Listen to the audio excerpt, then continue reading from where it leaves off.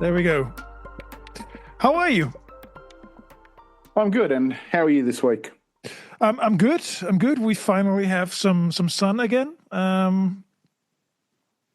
Very nice. For the past couple of weeks we had a lot of rain, which is good for the plants and trees. And in Germany they're worried about a decline in underground water. There's a water basin, groundwater, or what do you call that? Groundwater, water table. Yeah. So when that level decreases too much, then all the forests and everything sort of dries up, and that's been a concern for the past few years. So how do they measure that? Like, do they drill a hole and drop something down there and just go, okay, this is where it's at? They have they have a sort of I don't know. They use some X-rays or something, I guess. Yeah, okay. I guess, yeah. Very strange, isn't it? Yeah. So I was just listening to because I don't know how much I've told you. We've discussed vinyl records, collecting of vinyl records, right? Yep. We've been chatting back and forth, and I was just listening to because the other week I was in my secondhand vinyl store, and I found an Australian guy called Daryl Braithwaite. Yes, he's quite good. I mean, I used to listen to him back in the 80s, so now I found it a cheap vinyl. I think €10 or something, and it was just like, whoa, man! I haven't seen this in ages. His records are rare in Europe. You don't see them all over the place. So which record was it? Like what? Do you know? It's called Edge. It's called Edge. Is that the one that's got like One Summer on it? Yeah. One Summer and All I Do and all these things. Yeah. Really, really a great album. It's just pop music. Song. Yeah. Well, speaking of that, I seen him in a pub about 100 kilometres from here. There's a little beach town, or not so little anymore, called Lakes Entrance. I used to go on holidays every year with my parents, and my parents ended up actually moving there at some stage, but they had a pub there that attracted a lot of Australian singers over the years, and I actually seen Daryl Braithwaite there. I reckon was probably maybe circa 1995, 93, something like that, and then ended up chatting to him in a pizza shop up the road after his concert. He was there getting a pizza. So but no, he's a long history. Daryl Braithwaite.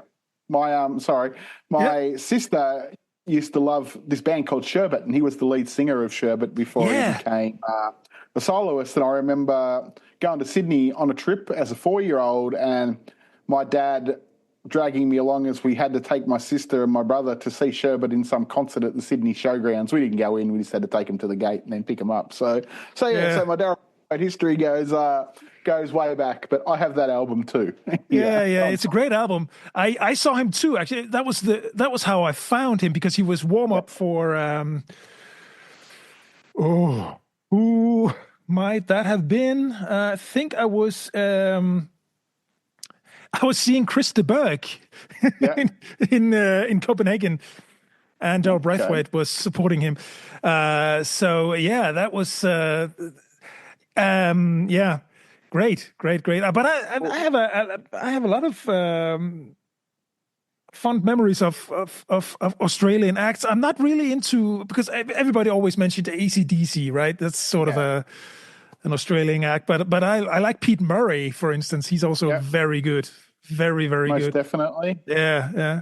Had some big acts over the time that some come and go really quickly, and some hang around. Like John Farnham is also another one. Were really big, but they only had 2 albums before they disappeared, and things like that. So John Farnham and Real Life and Men at Work, obviously, big ones. Yeah, back in the day. I'm trying to think who else was big internationally. Maybe Air Supply, but that's back in the 70s. That's 70s stuff, maybe right? Maybe Little River Band. I'm not sure if they were big in Europe, but yeah. So there's a few floating around, that's for sure. Yeah, absolutely. So, yeah. Have you, speaking of which, have you ever, whilst traveling, have you ever met some prominent people? No.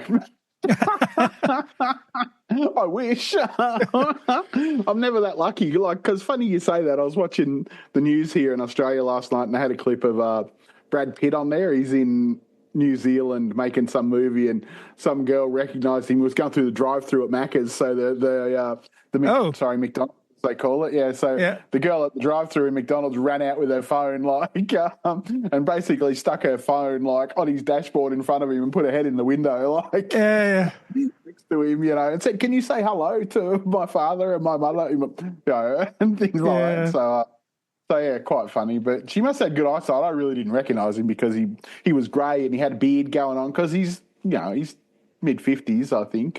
Brad Pitt these days, but Yeah. you still see he looked like 30 years ago when he had the long blondish sort of hair and and the blue eyes, the real Hollywood sort of look that he used to have. So I wouldn't have recognised him, but.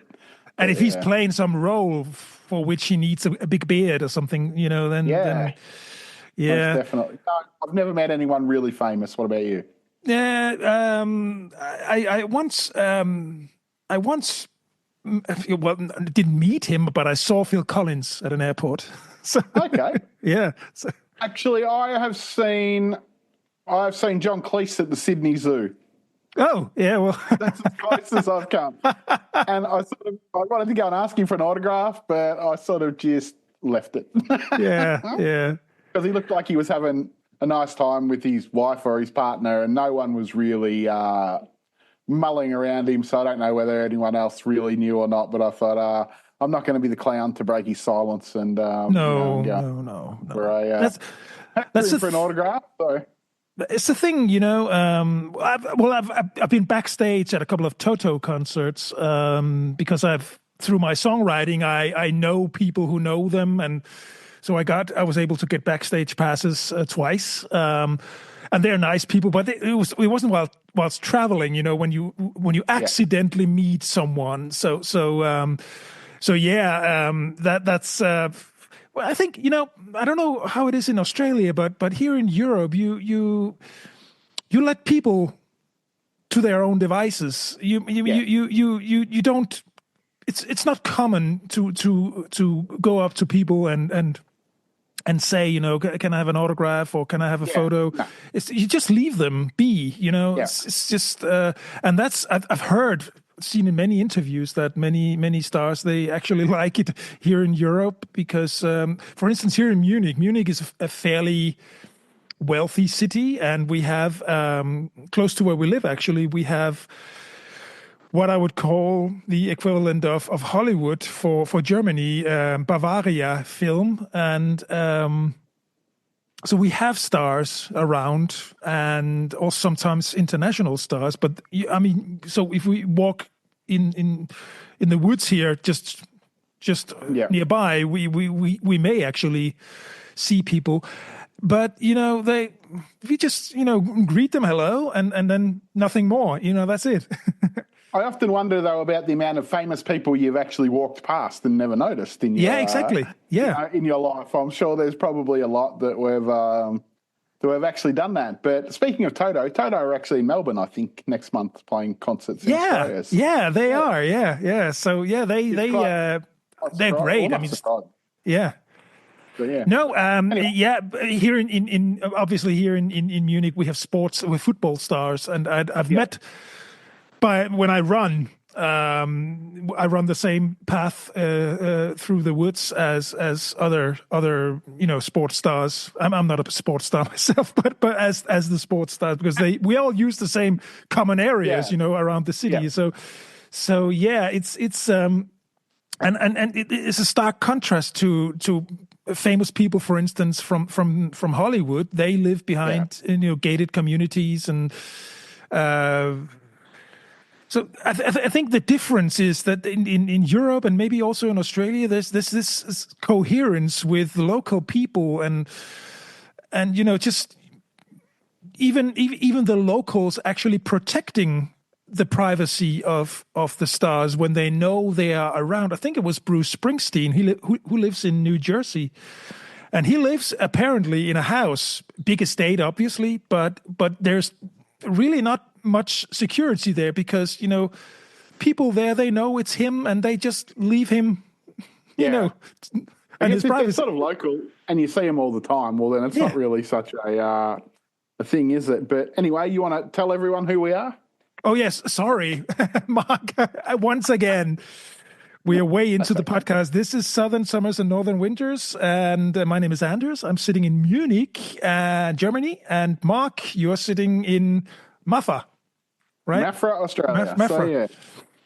So I've got a question for you. I was just having some dinner before this. And what I want to know is every sausage called a bratwurst in Germany? Like, no. Is a sausage a bratwurst, or there is a sausage? Like, no, a sausage is. Let's get started because the art of creating sausages that's a long tradition here in Germany, and the bratwurst is the equivalent of a grill sausage, something you can grill or put on a frying pan. That's so a bratwurst. Like a kielbasa or a kransky would fall into the bratwurst family, doesn't it?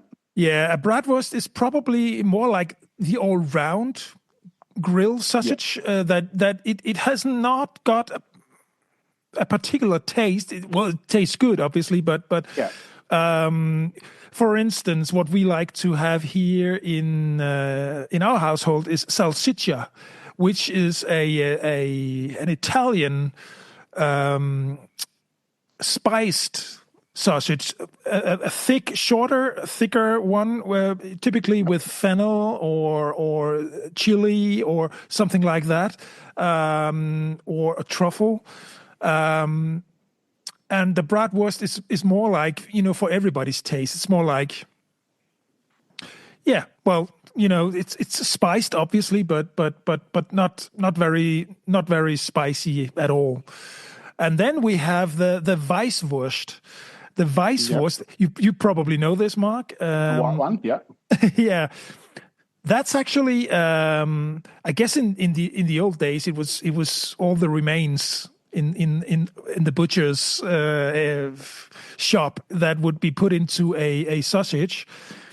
And because previously you didn't have refrigerators, you couldn't cool them, Weißwurst had to be eaten on the same day in the morning. They wouldn't last. So what has evolved over the centuries is that Weißwurst Frühstück is a Weißwurst white sausage breakfast. So you eat the Weißwurst for breakfast.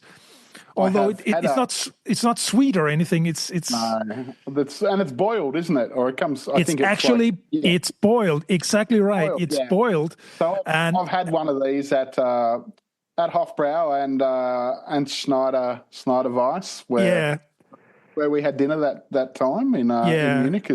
So I have had the white sausage washed down with half a litre of beer at like 7:30 a.m. in the morning because that's the thing you do with Weißwurst Frühstück. It's actually the only time where it's not frowned upon to drink beer in the morning. That's when you have Weißwurst Frühstück. And you eat the Weißwurst with sweet mustard and the pretzels. Yes. Yes. Sounds like a breakfast of champions. Also, they have the is it the Nuremberger, which is the little sausages, the smaller, thinner sausages, yes, and you eat typically in a bun, in a roll. You eat like 3 or 4 Nürnberger, and just have like a Nürnberger semmel, a sandwich with mustard or. Like I find it hard in Australia because Australia. A sausage is a sausage. Like, they have different varieties, but if you go to the supermarket or or even a butcher and you just ask for a sausage, okay, you'll get a standard what they call a butcher sausage or a barbecue sausage. There's no no real writing of what's in the sausage. It's just called a sausage, Yeah. So, but then you can obviously go buy specialty sausages, like chicken or pork or, even German ones and English ones, different varieties like that. But yeah, I remember talking to someone once overseas about sausage. Like, well, what type of sausage is it? And I'm like, well, I don't actually know. It's just the sausage. If you go to the supermarket and you go to the sausage section, you'll buy a tray of what they call barbecue sausages for, you'll get 20 of them for $10 Australian, and that's just a sausage, like that's just standard. But I assume it's made out of pork mainly, I think. So, yeah. But, yeah. But aren't there like a variety of spicing them up? So, I mean... Well, you can these days. Like sausages are seemingly big business now in Australia, where they weren't once. They were you just got that barbecue sausage and that was it. But now you get all different varieties, and really it's just more of a way for them to make money because they can then sell a 6-pack of sausages for $10 instead of a 20-pack of sausages for $10. And things like that. So I was only thinking this because I was cooking sausages tonight for dinner. Yeah. But sausages are always good for when you don't really know what to cook, and you can eat sausages with anything. I mean, it's we obviously have there are people from New York who will say that the hot dog is a New York thing, but actually the Danes claim the Danes claim to have that as being the first in the world. We had hot dog stands in the 1800s, I mean, already. So it was had street vendors selling hot dogs.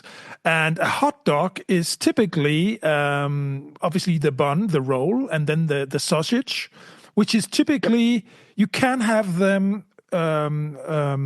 grilled, or they can be boiled. As well, so that's in Australia. I would never have seen one grilled. Like in Australia, a hot dog is always boiled, and I guess if I did see one grilled, I would assume it's because it's someone who's opened up a shop or something to cook them in the style of New York or something like that to cash in on pop culture or whatever it is. But yeah, traditionally they're always come boiled in Australia when you buy them.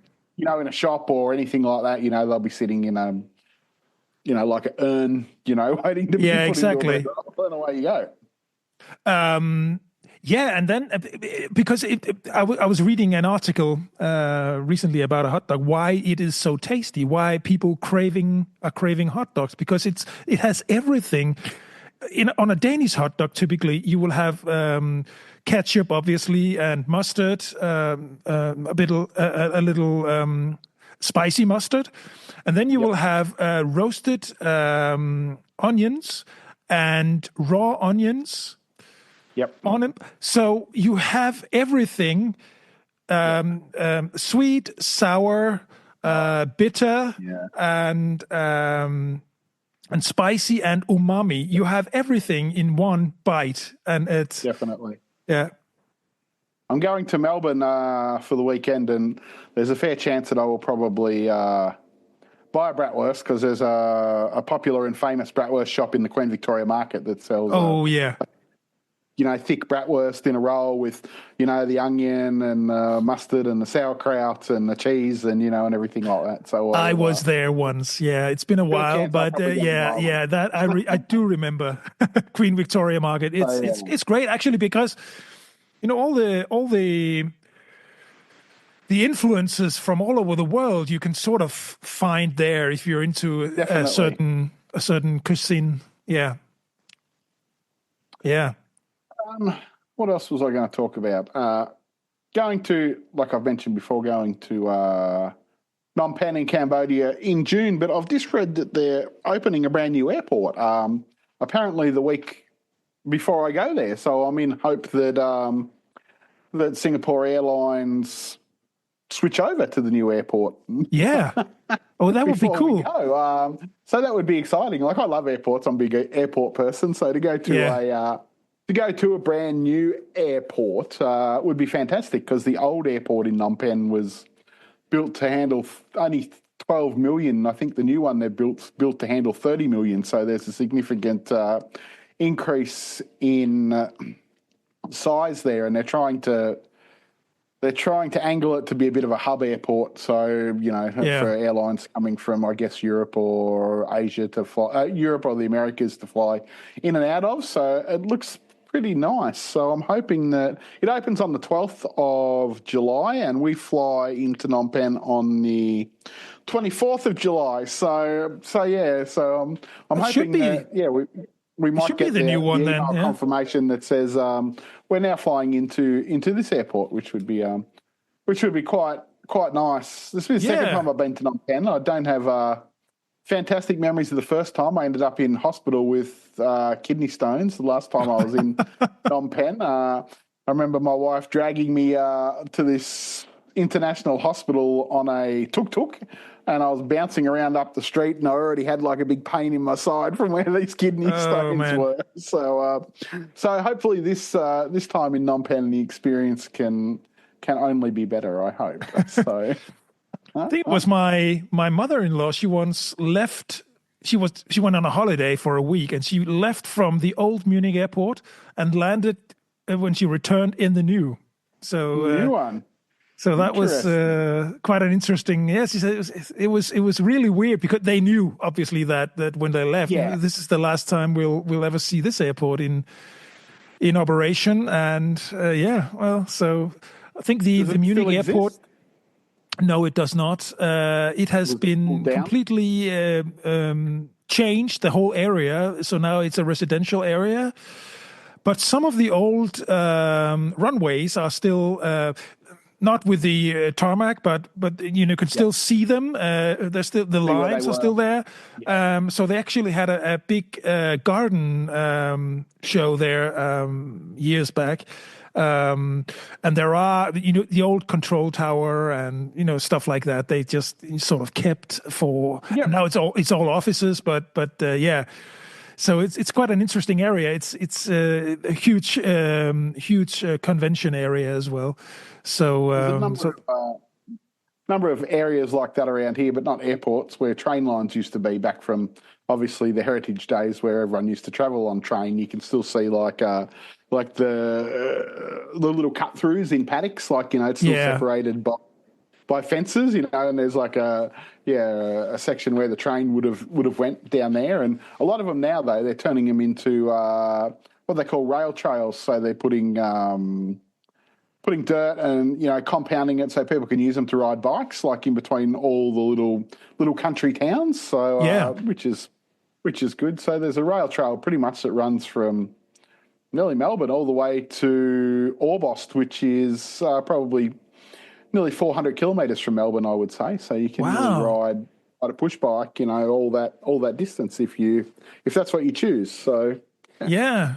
Have you ever been to? Because I think in London they make a thing of old tube stations and. So if you're into that sort of thing, you can. I find it. London is one of those cities where the public transportation was pretty advanced. Like 150 years ago, they dug all these tunnels. They started back then, right? And some of these stations are now abandoned and have been for decades. So I think I would love to go and see one of these at some point. Yeah, for sure. It sounds good.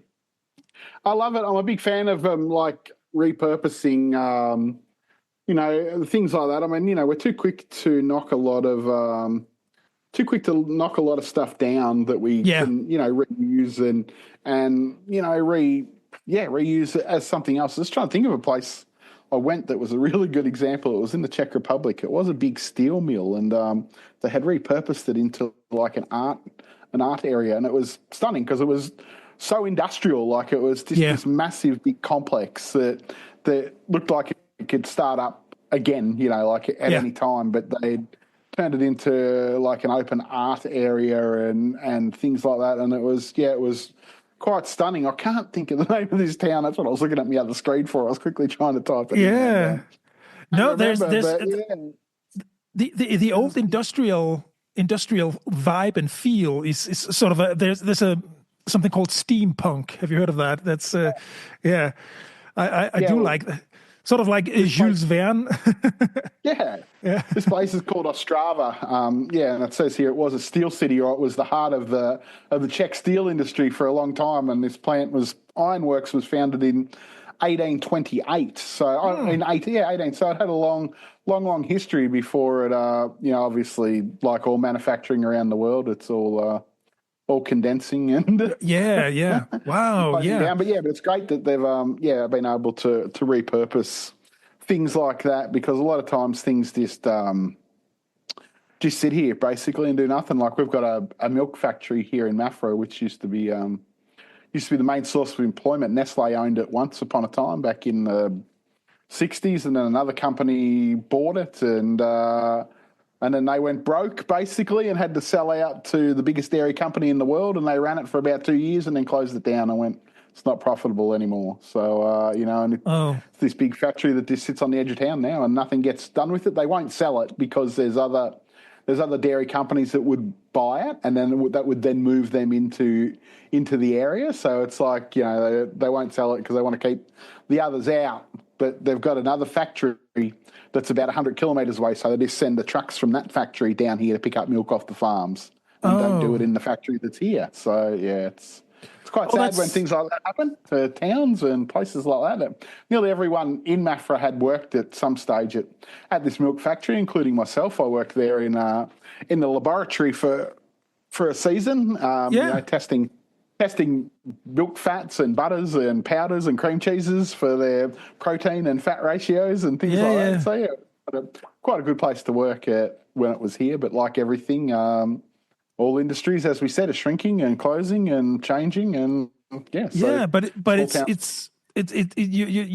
touching on something that I do find fascinating. I've old industrial buildings are really interesting in many ways, because, as you said, you can use them for crafts and arts and but also for living. I mean, residential purposes. I mean, some of the most expensive lofts in many big cities, they are actually in old industrial buildings. So it's quite hip and modern to say some funky things that I've seen a place in America where they actually repurposed a baseball field like into apartments that were in a semicircle. They kept the outside wall, and pulled all the inside out, but then built inwards, like from the walls of this baseball field, which looked quite funky.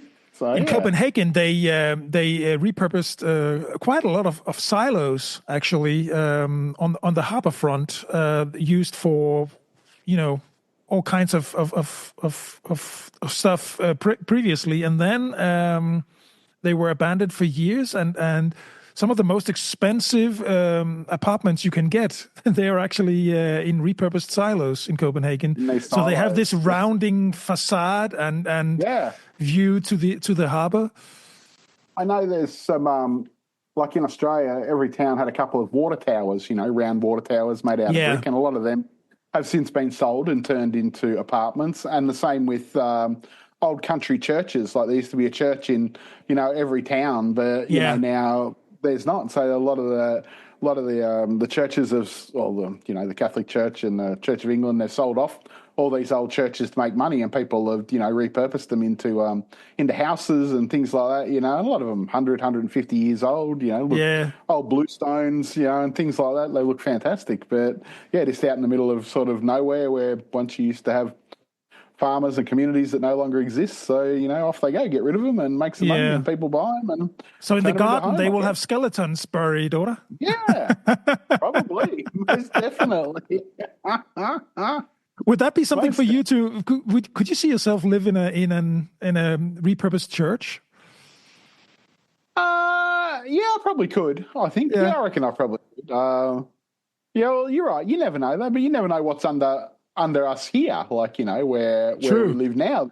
There's probably. I watched an interesting YouTube video on similar topic to that the other day. Like, because whenever they dig, in places, they always find another, like ruins of places. And I always wondered, like, how does the street from 1,000 years ago all of a sudden become 10 meters underground? Like, it's such a strange concept that, the ground has risen by that much. Like, you go, well, why isn't it still, on the ground? And I guess they're right. Like this video said, well, in the old days, once, something got wrecked, they would just bulldoze it and then build on top of it. So obviously that's how everything was built up. Whereas today, you would bulldoze it and take all the rubble away and then just still build on the same level, I guess. But it was easier to cover it over with dirt and keep going because True. Yeah. So that's one of the things that goes on. Well, everywhere in Germany at the moment, we are sort of rebuilding the whole infrastructure. We've just got a new government in place now, and they have extra funding has been decided in the government that Germany is going to basically rebuild the entire infrastructure over the next 10 to 15 years. It's probably going to take longer, but it reminded me that the rebuilding of Berlin since the wall fell in 30 years ago now. Since then, Berlin literally has been a construction site nonstop. No, and I think it's almost every week they evacuate people because they find World War II bombs that have that have not exploded. So they have to evacuate and they dismantle these bombs. It's really become a routine thing. People just they get a text like you can't go home today, so they wait to go home until the bomb has been dismantled, and then they get a clear and they can go home. Rarely it happens that something. Almost never. I think that do they explode, but So I guess thousands of bombs are still in the ground here from back then that have not yet been found and dismantled. It's quite funny how they try and rebuild, or not rebuild, but improve infrastructure. Like it's so expensive now and so hard to rebuild things or to reconfigure cities basically, isn't it? At the size that they're at these days. Like I'm always reading about Melbourne and they're now forecasting, there'll be 10 million people in Melbourne by 2040 or something like that. And because it's last year grew by 500,000 people like Melbourne. So it's a bigger city than Sydney. So it's the biggest city in Australia now and just keeps on growing. But Melbourne has not got the infrastructure for 10 million people. No. It struggles with the infrastructure for 4 million people. And you go, well, how do you improve it? And it's really, I don't see how they can fix it quickly. It takes the systems that they have in place for trains and roads and things weren't built for that many people, and it's really hard to see how you can change that greatly anytime quickly. So it's the same thing in Munich. Absolutely, it's absolutely the same thing. And the politicians will make it attractive for people with good paying jobs to come here. And obviously, many big companies they reside in or around Munich. So we've got a lot of expats coming in, and the city has grown 20-25% over the last 15 years. But the infrastructure is still lagging behind. Building more subways But it takes time. It takes time. It's well, especially underground. There's a rail plan in Melbourne, I think, at the moment that's, they're estimating it'll take 50 years for this rail plan to actually come to fruition because it's all underground. And it's and it takes a long time to build anything underground, seemingly these days. Exactly. And I would, especially so in Western countries where we've got a law and a red tape for every single thing that has to happen, has to be ticked off. And some committee has to discuss it, and then they have to send it to someone else, and then 2 years later they go, yeah, okay, you can dig that tiny bit there, That's the downside of democracy, isn't it? Because there's always a tiny owl or something. Yeah, or a frog. Or frog. Like that's in the way, That's the thing. Yeah. But what's coming to Melbourne? Why are people coming to? Are there like huge companies, or what's there? What's attractive? It's a good way of life. It's always ranked in the top 10 most livable cities in the world. So I think people like the lifestyle in Melbourne. It's not, I wouldn't say the weather's great, but there's like a burgeoning cultural and arts scene. There's a good cafe and coffee scene. There's lots of stuff that I guess appeal to people. There's lots of sport, as you know. Melbourne's like one of the biggest sporting cities in the world. So there's a really good mix of everything in Melbourne that seems to be driving lots of people to move into Melbourne. So, but what do they work? What do they do for a living? These people. That's a good question. Let's Google that. What do most people in Melbourne do for a living? Okay, what industries are we in? What's it say? Well, Google overview tells me in Melbourne, most common occupations include professionals. Well, that could be anything. Yeah. Clerical, administrative workers. So just there's a big finance sector in Melbourne as well, and things. Yeah. Like that. So and the main port in Australia is in Melbourne, not Sydney. Things like that. So So I don't really know what jobs are going in Melbourne. Like. Yeah, I don't know. So they probably got a lot of technocrats and Excel spreadsheet black belt users. So I think Microsoft Australia is in Melbourne. A lot of the tech companies are in Melbourne, I think. Yeah. So I think it's great. Like you have to make so much money to live in Melbourne. Like the rent is it's phenomenal. Well, like $1,000 a week to rent an apartment or something like that, and $1 million to buy one. Like so that's the thing. I think my wife Alexandra, her cousin lives. He's originally German, in fact. He lives in Melbourne with his family, and he told us he once bought a house just in some sleepy suburb, which is now a rather posh neighborhood, and they tore down the house and built a new one on the piece of land.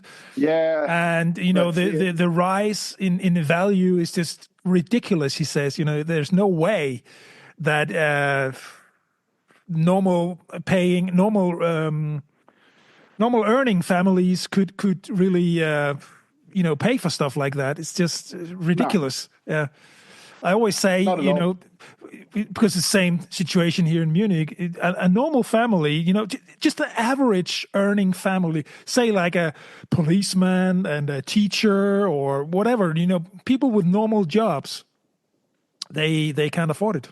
It's just ridiculous. Not at all. Like, I doubt my kids will be able to afford to probably, ever buy a house unless they marry someone who's well off as well. And, and one wage is always paying for the house, because that's just the way, life seems to be. I was lucky when I bought our house that it was cheap, and I pretty much own this house. I owe a few $1,000s on it, which I could pay at any time, but I just keep paying the minimum because it's not really hurting me. I'm not paying any interest on it because I have what they call an offset account. I have enough money in another account that I owe, so then you don't pay any interest. And I haven't done that for the last 15 years. I haven't paid any interest on the place, so I just keep paying the minimum amount each week, and and I think it's to be paid off at the end of the year. So do you pay every week? Because in at least in Denmark, when you have a mortgage, you pay it every 3 months, every quarter. No, in Australia, I think you can pay either weekly, fortnightly, or monthly. Okay. So you have the choice. Yeah. Obviously, if you pay weekly, you pay it off quicker because you get 52 payments in a year, obviously, whereas if you pay it monthly, you only get there's not as many weeks for some reason. Yeah. Like I don't know, but you know what I mean. I'm trying to figure out what I mean. Yeah, but so apparently if you pay it weekly, but yeah, I've always paid ours weekly. So yeah, but yeah, you just have like a special account for that, so you don't think about it every week. yeah, basically. Well, when I get paid, I do this every fortnight. When I get paid, I go, okay, loan money into there, and then I pay $100 for power and $50 for gas, and I stick it, pay it as we call it, or direct debit it straight to me. With the company. So then when you get your actual bill, you probably don't owe anything, which is good because you've already basically prepaid it. So that's the way I like to do things. Anyway, I don't like to get big bills that are surprising. Yeah, me too. Prefer that's to have absolutely. It's great to have that. It is sort of a feeling of freedom. I was actually reading an interesting article the other day because you say you're prepaying. In this modern day and age, we sort of subscribe to all kinds of things online, and we never really own anything of what because previously when you bought music, you would own it. You would have like a vinyl record collection or CD collection or movie collection, whatever, or whatever. But now, even if you have like a fancy oven that you want to have supported by full warranty or whatever, you will have to pay for a subscription. That is ridiculous. But it's coming more and more, and people are just getting fed up with it, right?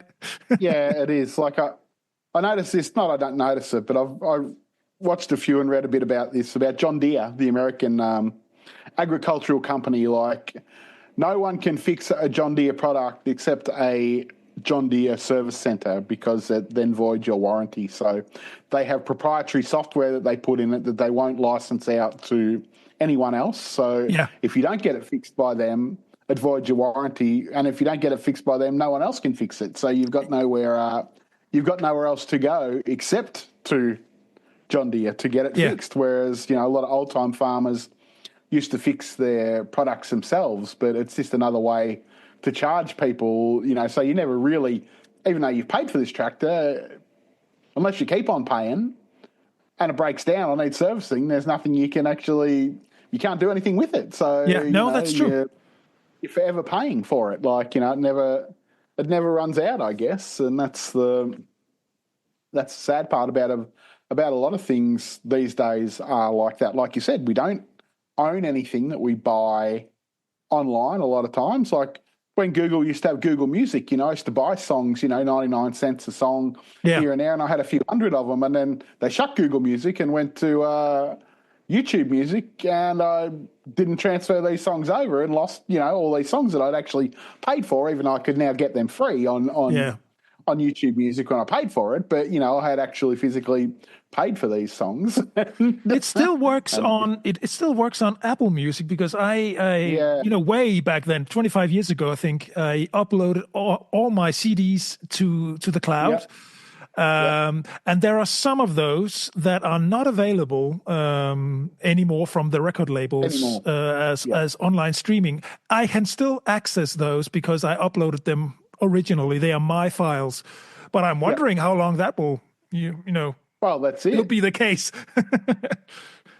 It's one of them things, like, when it's not tangible, it's not tangible. Like, it's like all the photos that you have in store. Like, I pay for a subscription with Google Photos, but I don't necessarily trust that they'll be there on Google Photos. So I also download them onto a hard drive, but then I don't actually trust that a hard drive will last forever either. So, you go, what do you do? How many streaming services or how many photo storage things do you pay for to keep backing up the same thing just in case one breaks down, and things like that. Like, I always recommend to every once in a while, make a hard drive copy and save it. Just, Yep. Turn them onto a CD. Computers don't have a CD anymore. Like, they don't. My laptop doesn't have a CD. My desktop that I use here doesn't have a CD in it. I was actually looking at buying one the other day. You can buy like one that plugs into USB, and they're only about $25 to buy a portable one that you can actually hook into them these days. So yeah, exactly. But I've been thinking about that more and more often. Yeah, you should definitely do that because you never know. And I have hard drives in the basement. Haven't plugged them in for years, but I know that from our son's early years, we have all the photos. Are still there, and I would hate to lose stuff like that. Right? No, that's it. Yeah. And even hard drives back in the day, they used to be, huge and used to have to plug them into a power themselves, whereas now, they're the size of your wallet and, and they hold 6 gig, and things like that. It's amazing some of the technology that I guess that is around now compared to what was. I was watching YouTube on Compaq, who are a computer company, one of the biggest computer companies in the world that no longer exist, but they were talking about, the 386 and the 486 computer, which were really the processing speed was fast. I remember having a 486 that me and my mates, when I was in my teenage years, we used to play Lynx 386 golf on, and things like that. Yeah. And it was state of the art, the 486 when it came. I remember those series. They were state of the art. I mean, it was and bloody expensive. 486 wouldn't run anything now. Probably wouldn't even turn on with half the stuff that we've got running in the background of our computers these days, would they? So, but do you experience like internet fatigue? Have you ever had that? Because I certainly. More and more recently, I'm sort of, I don't know, man. And sometimes it's just, just listening to analog music and just, finding a book, a good old fashioned book with paper pages. Taking you back. Yeah. I wish, because I've got so much going on the net with other things, I'm always on the net, which is probably more so than I would like to be. Actually, winter's a good time for me because my office is mainly out here in the shed. It's too cold to come out here in the morning. So in the winter, I don't spend as much time online as I would say in summer, and I might actually sit down and read something or, watch more television, which is not necessarily great, but, I watch a lot of informative stuff on YouTube, not just rubbish. So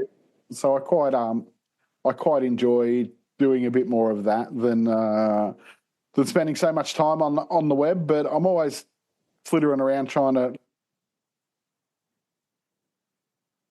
buy things. I figure out online. That's for sure. Probably way too much than I should. But we're all sort of connected these days, aren't we? Yeah, we are. I had the discussion with my son this morning because he was a bit stressed about a test at school, and he said, "I've been preparing so much and so much."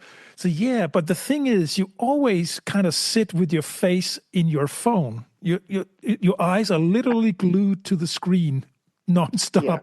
Although we do try to have rules around the house for that. But kids these days, they are, as you say, they are connected constantly.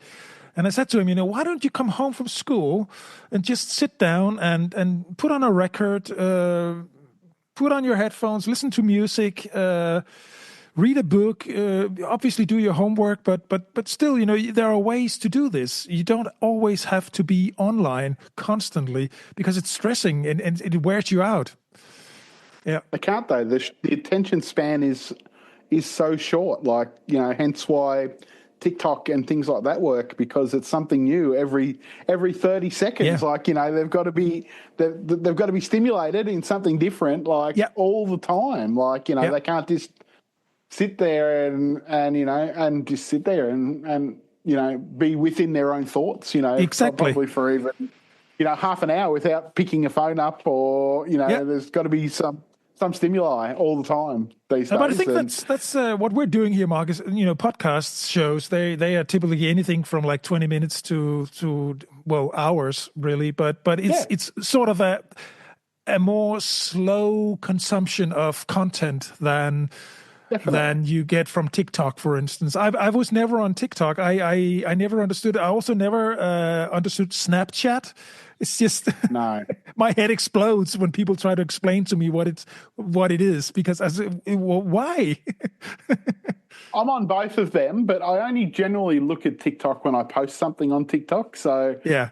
But other than that, I'm pretty old school. Like I mainly just look at Facebook, and that's probably that's where I am. And for younger generation, they've moved on from Facebook to TikTok and Snapchat and things like that. So more than us, but even Facebook is, it's you don't see anything much of what your friends write anymore anyway. It's all just a curated feed based on what you've looked up on your computer and and things like this that they think you will like anyway. So it's.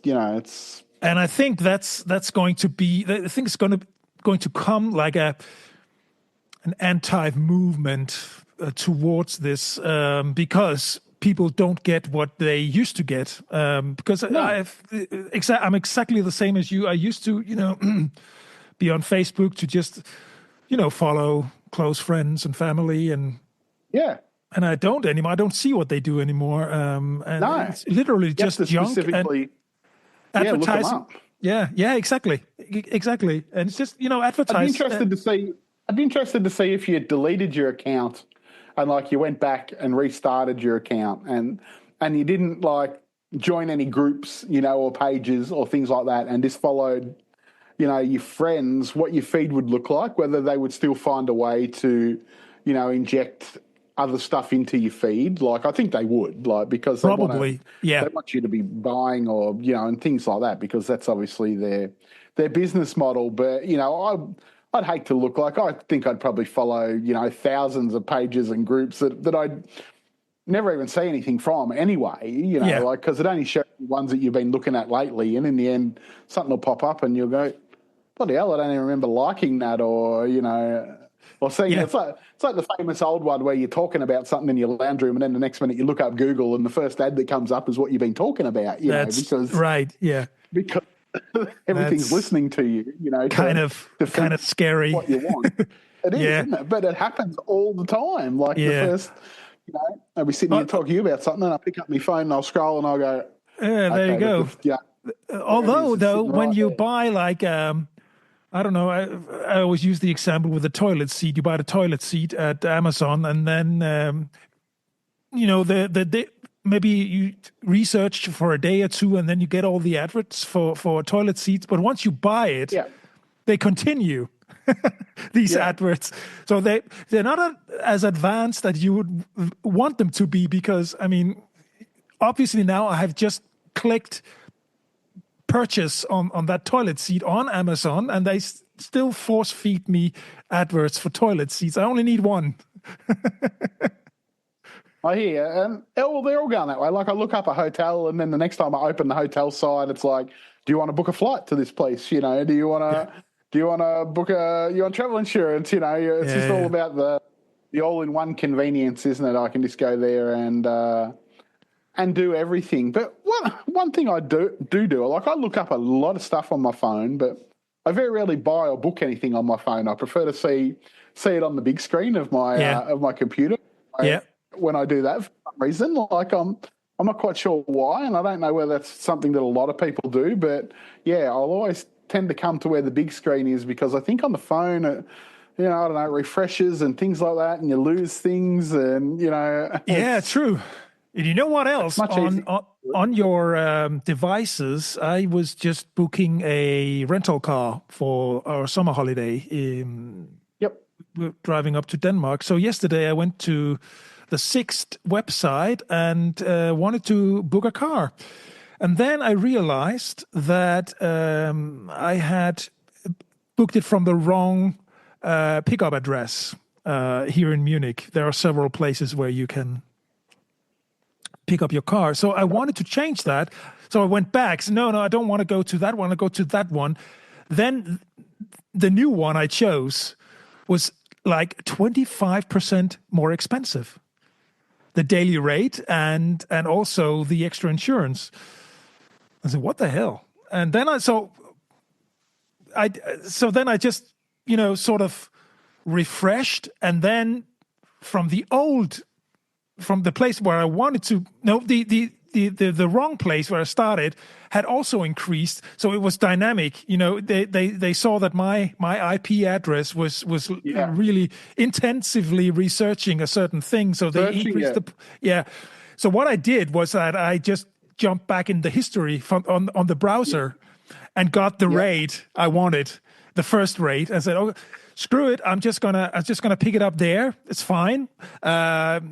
It wasn't optimal, but okay, I'll just go there and pick it up and get the cheaper rate. So and it really pissed me off because I have like a gold members card at Sixt, which is really just BS because they have these dynamic pricing going up and down anyway, and it overrules any discount that I get anyway. Discount that you get, for sure. Yeah. So it's really it's just to make you think you're getting something, isn't it?